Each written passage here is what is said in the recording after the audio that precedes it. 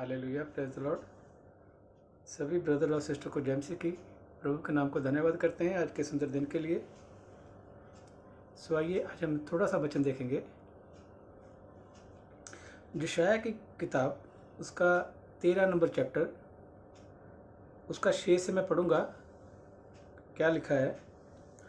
हाय हाय करो, क्योंकि यहोवा का दिन समीप है।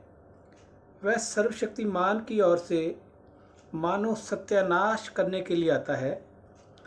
इस कारण सबके हाथ ढीले पड़ेंगे और हर एक मनुष्य का हृदय पिघल जाएगा और वह घबरा जाएंगे। उनको पीड़ा और शोक होगा, उनको जच्चा की सी पीड़ा उठेंगी। वह चकित होकर एक दूसरे को ताकेंगे, उनके मुंह जल जाएंगे।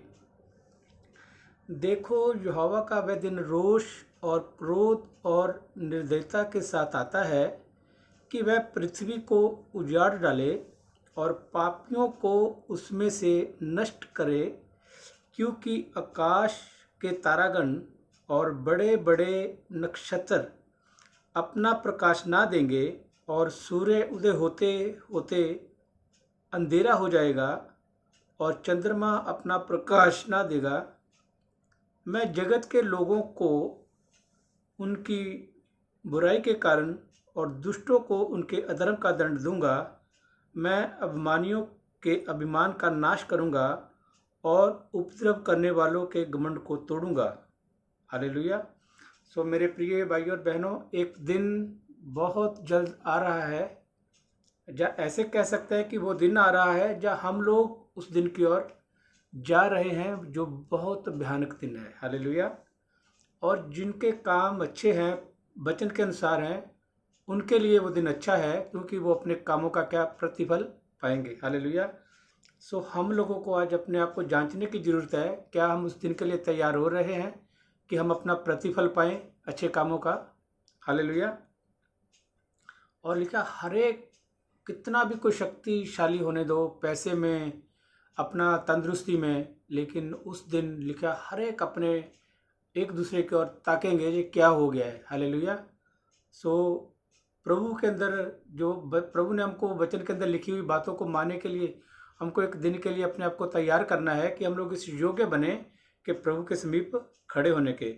सो ये जो बातें यशायाह की किताब में हम लोगों ने पढ़ी हैं, उसी को हम लोग आगे नए नेम के अंदर पढ़ेंगे। पतरस के अंदर जाएंगे और पतरस का दूसरा पतरस 3 चैप्टर, उसकी 8 अंदर से मैं पढ़ूंगा। यहाँ पर लिखा है, हे प्रियो, ये बातें तुमसे छिपी ना रहे कि प्रभु के यहाँ एक दिन 1000 वर्ष के बराबर है और 1000 वर्ष एक दिन के बराबर है।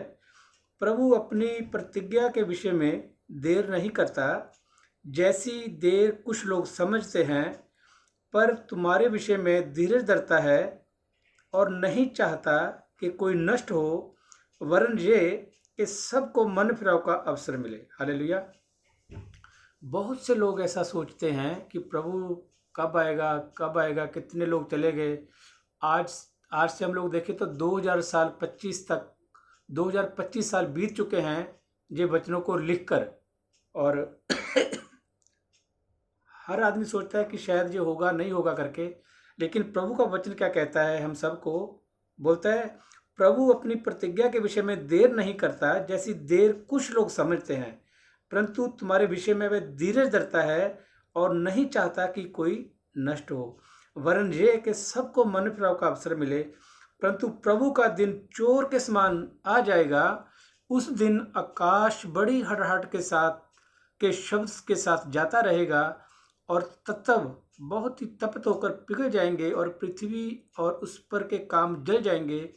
जबकि ये वस्तुएं इस रीति से पिघलने वाली हैं, तो तुम्हें पवित्र चाल चलन और भक्ति में कैसे मनुष्य होना चाहिए और परमेश्वर के उस दिन की बाट किस रीति से जोना चाहिए और उसके जल्द आने के लिए कैसा यत्न करना चाहिए, जिसके कारण आकाश आग से पिघल जाएंगे और आकाश के गण बहुत ही तप्त होकर गल जाएंगे। पर उसकी प्रतिज्ञा के अनुसार हम एक नए आकाश और नई पृथ्वी की आस देखते हैं, जिनमें धार्मिकता वास करेगी। हालेलुया। प्रिय भाइयों और बहनों, जैसे हम लोगों ने पहले यशायाह के अंदर पढ़ा, प्रभु यहोवा लिखता है, प्रभु यहोवा बोलता है वो एक क्रोध का दिन, एक ऐसा दिन आने वाला है जिसमें हर एक लोगों को उनके कामों की सजा दी जाएगी। और कुछ चंद लोग ऐसे हैं, एक छोटा झुंड ऐसा है जो अपने आप को प्रभु के उस दिन के लिए तैयार कर रहा है। और मैं सबसे विनती करता हूं कि अपने आप को उस दिन के लिए ऐसा तैयार करो कि आप लोगों को प्रभु वो ब्लेसिंग दे, हमेशा हमेशा का जीवन दे जो उसने अपने प्यार करने वालों के लिए तैयार किया है। हालेलुया। तो फिर से मैं एक बार पढ़ूंगा। और परमेश्वर के उस दिन की बाट किस रीति से जोना चाहिए और उसके जल्द आने के लिए कैसा यत्न करना चाहिए, जिसके कारण आकाश आग से पिघल जाएंगे और आकाश के गण बहुत ही तप्त होकर गल जाएंगे। सो प्रिय भाइयों और बहनों, अपने आप को उस दिन के लिए तैयार करें। हम लोग इस वचन के अनुसार अपना जीवन बिताएं, ताकि जो प्रभु ने अपने लोगों से प्रतिज्ञा की हुई है उनको उनका प्रतिफल दिया जाए। सबको जय मसीह की आमीन।